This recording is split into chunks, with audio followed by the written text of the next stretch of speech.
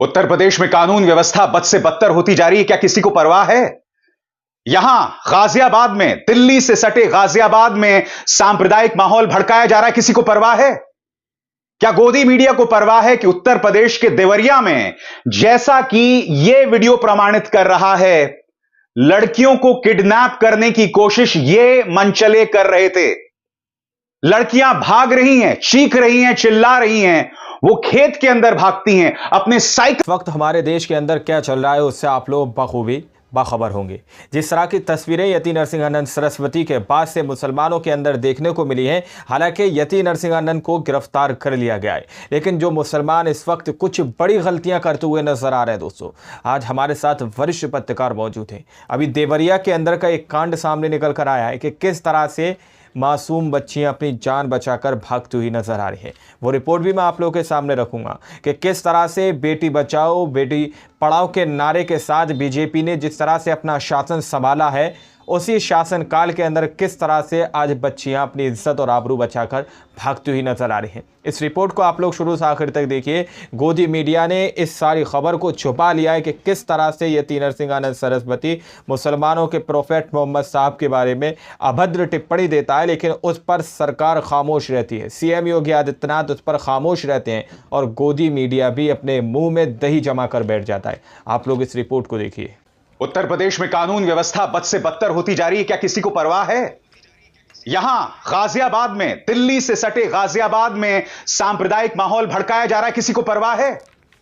क्या गोदी मीडिया को परवाह है कि उत्तर प्रदेश के देवरिया में, जैसा कि यह वीडियो प्रमाणित कर रहा है, लड़कियों को किडनैप करने की कोशिश ये मनचले कर रहे थे। लड़कियां भाग रही हैं, चीख रही हैं, चिल्ला रही हैं, वो खेत के अंदर भागती हैं, अपने साइकिल छोड़ के भाग जाती हैं। ये सब हो रहा है उत्तर प्रदेश के देवरिया में।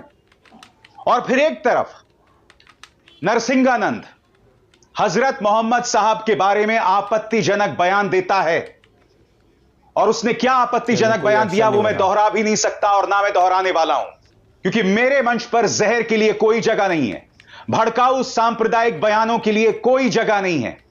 आज यह सवाल मैं आपके सामने इसलिए उठा रहा हूं क्योंकि मैं आपके सामने इस समाज के, इस गोदी मीडिया के और इस सत्तारूढ़ भारतीय जनता पार्टी के दोहरे मापदंड को मैं एक्सपोज करना चाहता हूं। बड़ा सवाल यह, नरसिंहानंद हजरत मोहम्मद साहब के बारे में आपत्तिजनक बयान देता है, शर्मनाक बयान देता है। पत्रकार आलिशान जाफरी का यह ट्वीट देखिए दोस्तों।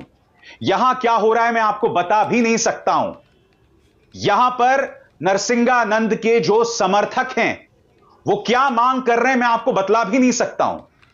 यह मांग इतनी भड़काऊ है। बताया गया है कि नरसिंहानंद को हिरासत में ले लिया गया, मगर बड़ा सवाल, यह आदमी इस तरह से भड़काऊ बयान क्यों देता रहता है? और गोदी मीडिया आखिर उत्तर प्रदेश की कानून व्यवस्था पर सवाल क्यों नहीं उठा रही? गाजियाबाद तो दिल्ली से सटा हुआ है ना।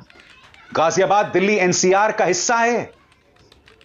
दोस्तों, एक तरफ हजरत मोहम्मद साहब के खिलाफ भड़काऊ बयान दिया जाता है और फिर मुस्लिम समुदाय के लोग सड़क पर उतर आते हैं, जैसा कि दैनिक भास्कर की एक खबर कह रही है।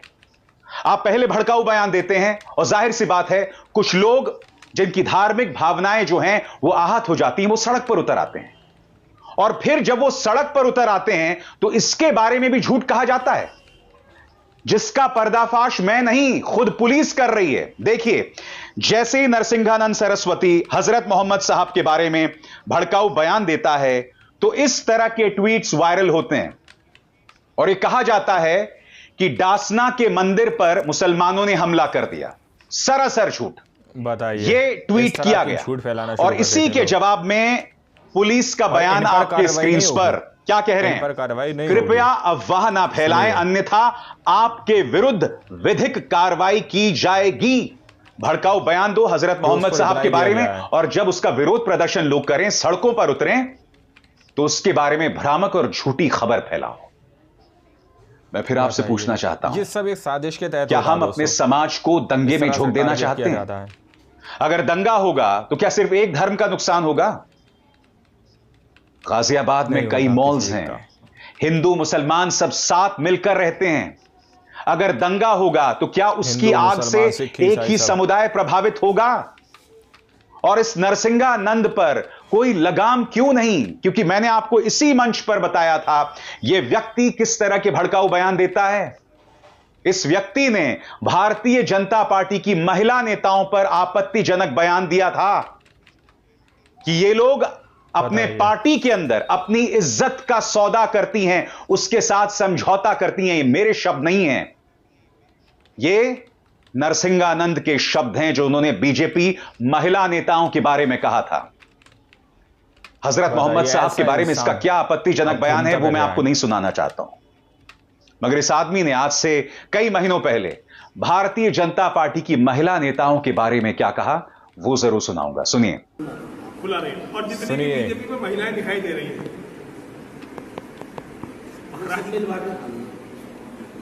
अगर एक नेता के पास गई तो जब तक दूसरे के पास नहीं जाएगी दूसरा उसका काम नहीं करेगा, तीसरे के पास उसे तीसरे के पास जाकर फिर जा रहे।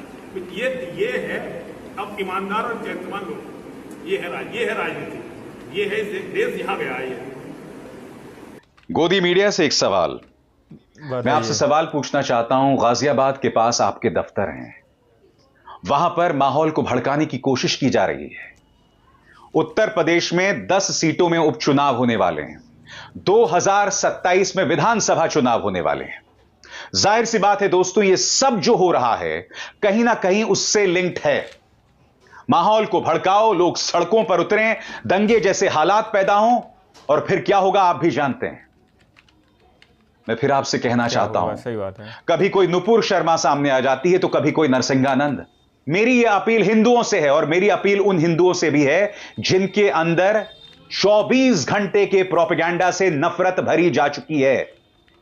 मैं आपसे पूछना चाहता हूं, अगर दंगे होंगे तो क्या इसका नुकसान आपका ना होगा? मेरी अपील मुसलमानों से भी है, अगर आपको भड़काया जाएगा तो क्या आप सड़क पर उतरेंगे? आपकी निगाह अपने परिवार पर होनी चाहिए, अपने बुजुर्गों पर होनी चाहिए, अपने बच्चों पर होनी चाहिए। भड़किए मत, शांतिपूर्ण तरीके से अपनी बात रखिए, पुलिस थाने जाइए, शिकायत कीजिए, मगर मैदान में उतरकर किसी भी कीमत पर अराजक मत बनिए, क्योंकि आपके खिलाफ एक पूरी फौज है आपको बदनाम करने के लिए। आप ये बात क्यों नहीं समझते हैं? आज ये बात मैं आपके सामने एक पत्रकार होने के नाते नहीं रख रहा हूं, एक पिता होने के नाते रख रहा हूं जो दिल्ली एनसीआर इलाके में रहता है। मैं ये बात एक भारतीय होने के नाते रख रहा हूं क्योंकि ये बात चिंताजनक है, क्योंकि गोदी मीडिया उत्तर प्रदेश में इस लॉ एंड ऑर्डर पर बिल्कुल भी सवाल नहीं उठा रहा है। दोस्तों चलिए, गाजियाबाद पर आप सवाल नहीं उठाएंगे, मगर देवरिया में जो हो रहा है उस पर तो सवाल उठाएंगे ना। इस तस्वीर को देखिए दोस्तों, इस वीडियो में आप देख सकते हैं कि सड़क पर साइकिल पड़ी हुई है, एक लड़की भाग रही है और फिर खेत से एक और लड़की आती है और वो भी भाग रही है। ये लोग चिल्ला रहे हैं। आप जानते हैं सब क्यों हो रहा है? क्योंकि कुछ मनचले मोटरसाइकिल पर सवार होकर इन्हें किडनैप करने आते हैं।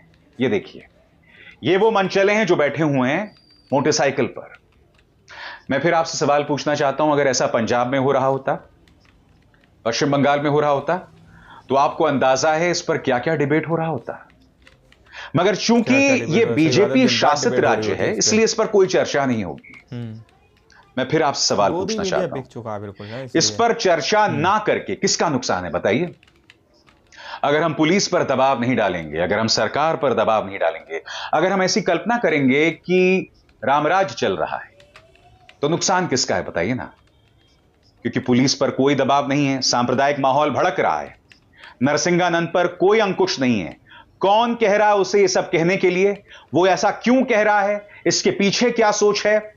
प्रधानमंत्री उसकी आलोचना नहीं करते हैं, मुख्यमंत्री आदित्यनाथ उस पर अंकुश नहीं लगाते हैं, उसे हिरासत में ले लिया गया है। मगर यह व्यक्ति जब रिहा होगा फिर से वो कहेगा। और मेरी अपील नरसिंहानंद से, सही बात है, अरे आपको अपनी सुरक्षा की परवाह करनी चाहिए। आप ऐसे भड़काऊ बयान बार बार क्यों देते हैं? उत्तर प्रदेश सरकार को समझना पड़ेगा कि आप एक ज्वालामुखी पर बैठे हुए हैं और आप ये अफोर्ड नहीं कर सकते हैं। देवरिया में जो हुआ दोस्तों, इस पर पत्रकारों का क्या कहना है आपके स्क्रीन पर पत्रकार ज्ञानेंद्र शुक्ला ने इन तस्वीरों के बारे में क्या कहा है, मैं आपको पढ़ के सुनाना चाहता हूं। भयावह भयावह भयावह घोर अराजक। सुनिए, यह देवरिया के नारायणपुर का दिल दहला देने वाला दृश्य है, जहां कोचिंग पढ़ने जा रही छात्राओं संग कुछ दरिंदे छेड़खानी करते दिख रहे हैं। जब ये बदमाश बच्चियों को पकड़ने के लिए दौड़े, तब अपनी साइकिल छोड़ के चीखते हुए बदहवास बच्चियां भागी। एक बच्ची खेत में जा गिरी। यह कैबिनेट मंत्री सूर्य प्रताप शाही का क्षेत्र बताया जा रहा है। DG Uttar Pradesh, UP police, कृपया इस वायरल सीसीटीवी फुटेज का संज्ञान लेकर इन नर पिशाचों को मुख्यमंत्री आदित्यनाथ सरकार की मंशा के मुताबिक सबक सिखाएं। यहां बुलडोजर नहीं चलेगा, हालांकि अब तो बुलडोजर पर लगाम लग गया है, मगर अगर सामान्य वक्त होता तो इस तरह से लड़कियों को छेड़ने पर इन पर बुलडोजर नहीं चलता। क्योंकि तहकीकात कीजिए, ये मनचले कौन हैं, किस जाति से हैं, यह आपको तहकीकात के बाद पता चल जाएगा। मैंने अभी पड़ताल नहीं की है, क्योंकि इस वक्त जब मैं एक शो रिकॉर्ड कर रहा हूं तो अभी ये पता नहीं चला है कि ये कौन लोग हैं। ये कौन? मैं फिर आपसे पूछना चाहता हूं, किस जाति के हैं? कब तक आप अपने राज्य को अराजकता की तरफ ढकेलते रहेंगे? और सत्ताधीशों से सवाल, राजनेताओं से सवाल, अगर आप चाहते हैं कि राज्य के अंदर कब्रिस्तान शमशान जैसी मुर्दनी छा जाए, तो कब्रिस्तान और शमशान पर कौन राज करता है भाई? बताइए। कब्रिस्तान और शमशान पर राज नहीं होता है, प्रशासन नहीं चलता है, वहां चांडाल रहा करते हैं। बात समझ आ रही है कि नहीं आ रही आपको समझ में? मेरी देश की जनता को अराजकता की तरफ मत ढकेलिए। बाज आओ, समझो कि तुम क्या कर रहे हो और बार बार कर रहे हो। अभिसार शर्मा को दीजिए इजाजत। नमस्कार। स्वतंत्र। आप लोगों ने इस वीडियो को शुरू से आखिर तक देखा। वीडियो के अंदर साफ तौर पर बताया गया कि किस तरह से यति नरसिंहानंद सरस्वती मौके मौके पर मुसलमानों के पवित्र कुरान के बारे में, मुसलमानों के प्रोफेट सल्लल्लाहु अलैहि वसल्लम के बारे में और साथ में ही इस तरह के भड़काऊ भाषण देता रहता है मौके मौके पर, लेकिन इस पर कोई अभी तक कड़ी कार्रवाई नहीं हुई है। आखिर क्यों नहीं हुई? आखिर ये शख्स बार बार क्यों अपने आप को मेहनत का नाम देकर लोगों को भड़काने का काम करता है, अराजकता फैलाने का काम करता है? क्यों ये किसी दूसरे मज़हब के लोगों को टारगेट करता है? आखिर इसके पीछे कौन लोग हैं जो इससे ये काम करवाते हैं? आखिर इसकी सोच क्या है? आखिर ये देश के अंदर करना क्या चाहता है? ये वो सवाल हैं जो इससे पूछना चाहिए, लेकिन गोदी मीडिया इनसे सवाल नहीं पूछता। जब मोहम्मद साहब के बारे में अभद्र टिप्पणी कही जाती है, मोहम्मद साहब के बारे में अपशब्द कहे जाते हैं, तो गोदी मीडिया खामोश बैठा रहता है। लेकिन जब उसके अगेंस्ट में मुसलमान सड़कों पर संवैधानिक तरीके से प्रोटेस्ट करते हैं, लीगल एक्शन लेते हैं, तो फिर यही गोदी मीडिया उन मुसलमानों को बदनाम करने की कोशिश करता है, झूठी अफवाहें फैलाने की कोशिश करता है। इस रिपोर्ट के अंदर आपको दिखाया कि किस तरह से ये अफवाह फैलाने की कोशिश की जा रही थी कि डासना के अंदर जिस मंदिर का ये महंत है यति नरसिंहानंद सरस्वती, उस पर मुसलमानों ने हमला कर दिया। इस तरह की झूठी और फेक खबरें ये फैलाना शुरू कर देते हैं। मुसलमानों के बारे में उनकी वीडियोस बनाना सोशल मीडिया पर वायरल करना शुरू कर देते हैं। अब आप लोग देखिए, ये वही बीजेपी का शासनकाल चल रहा है दोस्तों, जिसको राम राज्य का नाम देकर बीजेपी अभी तक सत्ता के अंदर टिकी हुई थी। ये वही राम राज्य का नाम लिया जा रहा है दोस्तों, और उसी राम राज्य के अंदर किस तरह की तस्वीरें सामने निकल के आ रही हैं वो आपके सामने हैं। ज़रा सोचिए, कल्पना कीजिए कि आज हमारे समाज को धर्म के नाम पर, रिलीजन के नाम पर किस तरह से तोड़ा जा रहा है, किस तरह से लूटा जा रहा है और किस तरह से लोगों के अंदर जहर घोला जा रहा है। ये तस्वीरें इस बात को बयां करती हैं, लेकिन समझदार को इस चीज़ को समझना चाहिए, चाहे हिंदू हो चाहे मुस्लिम हो, क्योंकि नुकसान इसमें आम जनमानस का है, आम जनता का है, किसी पार्टी का नहीं है, किसी नेता का नहीं है। नेताओं के बच्चे बाहर शहरों में, विदेशों के अंदर पढ़ रहे हैं, अच्छी अच्छी फैसिलिटीज़ के साथ अपनी ज़िंदगी जी रहे हैं, लेकिन हम और आप आज सड़कों पर हैं। किसकी वजह से, वो आप लोग अच्छी तरह जानते हैं। आज की रिपोर्ट में फ़िलहाल इतना ही। बाकी आप लोग क्या सोचते हैं, अपनी राय कमेंट सेक्शन में हमें ज़रूर दीजिएगा। मिलता है अगली वीडियो में, जब तक के लिए जय हिंद, जय भारत।